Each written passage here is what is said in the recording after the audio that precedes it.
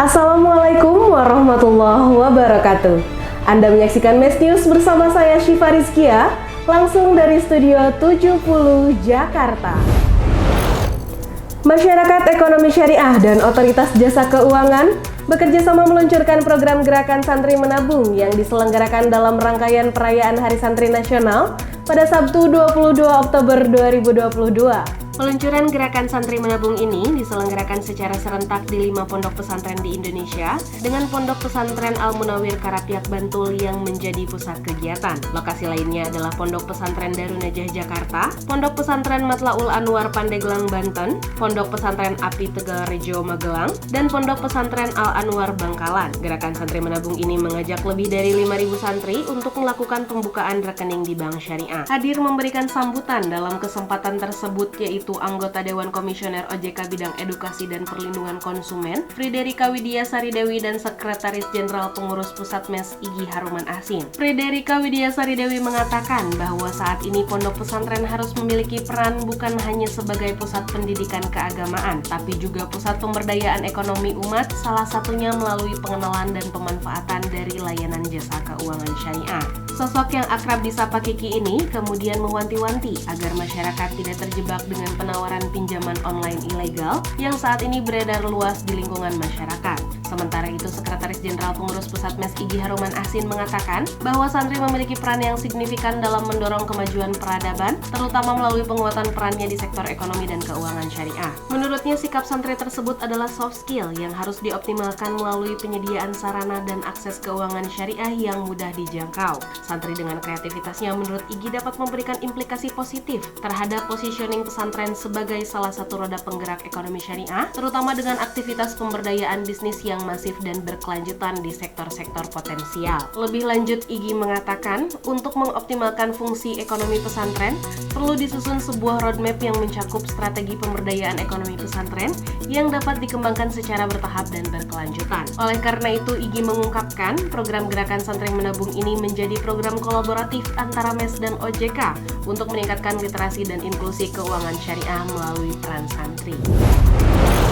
National Hajj Commission of Nigeria atau NAHCON mengirimkan 22 orang delegasi untuk berkunjung ke Indonesia dalam rangka mempelajari tata kelola keuangan dan penyelenggaraan ibadah haji. Indonesia menjadi contoh atau role model dalam penyelenggaraan ibadah haji negara lain di dunia. Dalam kunjungan tersebut, NAHCON juga menjalin kerjasama dengan MES dan Badan Pengelola Keuangan Haji atau BPKH mengenai optimalisasi kemaslahatan umat Islam melalui pengelolaan dana haji dan peningkatan kualitas pelayanan kepada jemaah haji Indonesia dan Nigeria. Penandatanganan MOU antara ketiga pihak tersebut dilakukan dalam agenda silaturahim kerja nasional MES pada Sabtu 8 Oktober 2022 di Jakarta Convention Center. Komisioner Policy Personnel Management and Finance NAHCON Nur Hassania Kasai mengatakan terkait berbagai potensi kerjasama Nigeria dan Indonesia ke depannya yang dinilai sangat menjanjikan. Meskipun pandemi COVID-19 belum sepenuhnya reda, namun menurutnya situasi saat ini sudah sangat mendukung terciptanya forum-forum diskusi antar negara yang juga dapat melibatkan Arab Saudi sebagai regulator haji. Diharapkan dengan kerjasama ini dapat menguatkan hubungan kelembagaan antar negara yang terjalin dengan baik dan saling mendukung dalam ekosistem haji. Sementara itu, Sekretaris Jenderal Pengurus Pusat MES Igi Haruman Ahsin menjelaskan bahwa kerjasama antar negara terkait peningkatan pelayanan ibadah haji menjadi langkah yang strategis guna memberikan kenyamanan untuk para jemaah haji dari masing-masing negara. Selain itu, potensi ekonomi haji juga dapat dioptimalkan secara berkelanjutan seperti akomodasi terkait makanan, penginapan, dan kebutuhan pendukung ibadah haji lainnya. Itu semua menurut Igi membutuhkan kolaborasi dan sinergi antar lembaga sehingga potensi ekonomi tersebut dapat dimaksimalkan. Kerjasama ini menjadi langkah konkret MES untuk berkontribusi terhadap upaya peningkatan pelayanan haji dan menciptakan ekosistem ekonomi haji dan umroh yang berkelanjutan dan bermanfaat bagi para jemaah haji. Lembaga Sertifikasi Profesi Keuangan Syariah atau LSPKS melakukan rapat anggota tahunan atau RAT untuk tahun buku 2021 pada Selasa 4 Oktober 2022 di Menara PNM Jakarta Selatan.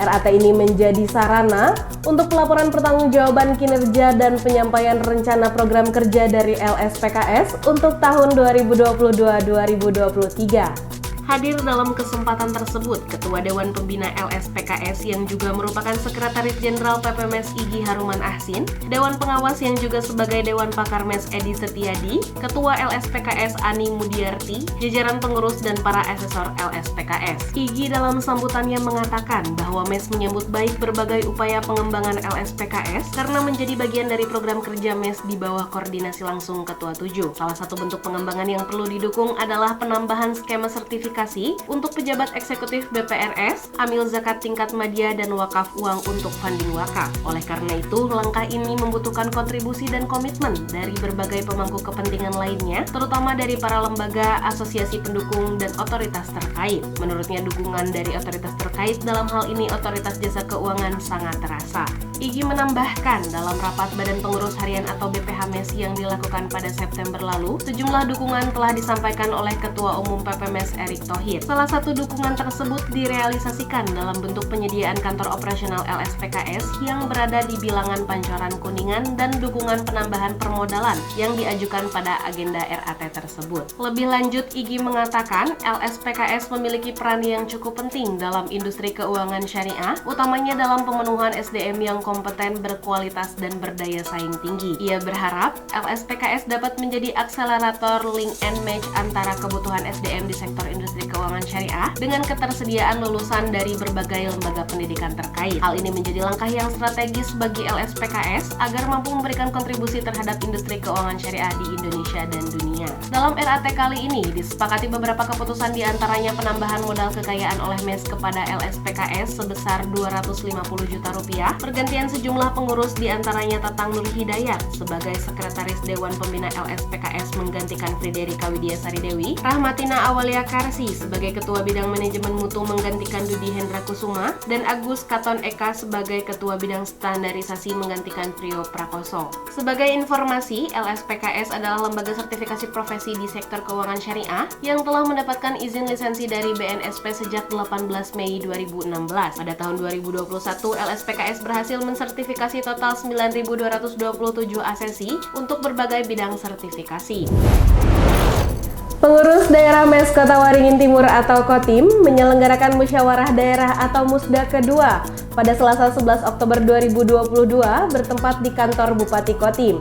Musda ini menandai berakhirnya periode kepengurusan MES Daerah Kotim yang dipimpin oleh Supriyanto. Musda tersebut dihadiri oleh Ketua Umum MES Kalimantan Tengah Fahrizal Fitri dan Sekretaris Umum MES Kalteng Heru Hidayat serta jajaran pengurus MES Kalteng dan Kotim lainnya. Fahrizal Fitri dalam sambutannya mengatakan bahwa tugas MES di daerah masih sangat banyak. Selain program peningkatan inklusi dan literasi keuangan syariah, MES Kotim juga diminta untuk mengenalkan secara luas kehadiran MES di lingkungan masyarakat. Menurutnya, langkah tersebut penting dilakukan agar MES Kotim dapat disambut baik oleh masyarakat sehingga upaya dalam membangun ekosistem syariah daerah dapat dilakukan dengan cepat. Fahrizal menjelaskan bahwa hasil silaturahim kerja nasional atau Silaknas beberapa hari lalu di Jakarta adalah penguatan kolaborasi dengan berbagai pihak untuk menguatkan peran ekonomi syariah untuk meningkatkan daya saing global. Oleh karena itu, Fahrizal menghimbau agar MES Kotim perlu mengembangkan kolaborasi dengan berbagai pihak dan stakeholder terkait seperti pemerintah daerah, organisasi kemasyarakatan, industri keuangan syariah, dan masyarakat umum. Sementara itu, Supriyanto dalam kesempatan tersebut mengucapkan terima kasih kepada seluruh pihak yang mendukung pergerakan MES Kotim hingga saat ini. Dirinya menegaskan bahwa MES Kotim telah berupaya untuk terus mendukung percepatan pengembangan ekonomi syariah daerah. Terkait musda ini, Supriyanto mengatakan bahwa pihaknya akan membentuk tim formatur guna menetapkan nahkoda baru yang akan memimpin kepengurusan MES Kotim untuk periode mendatang.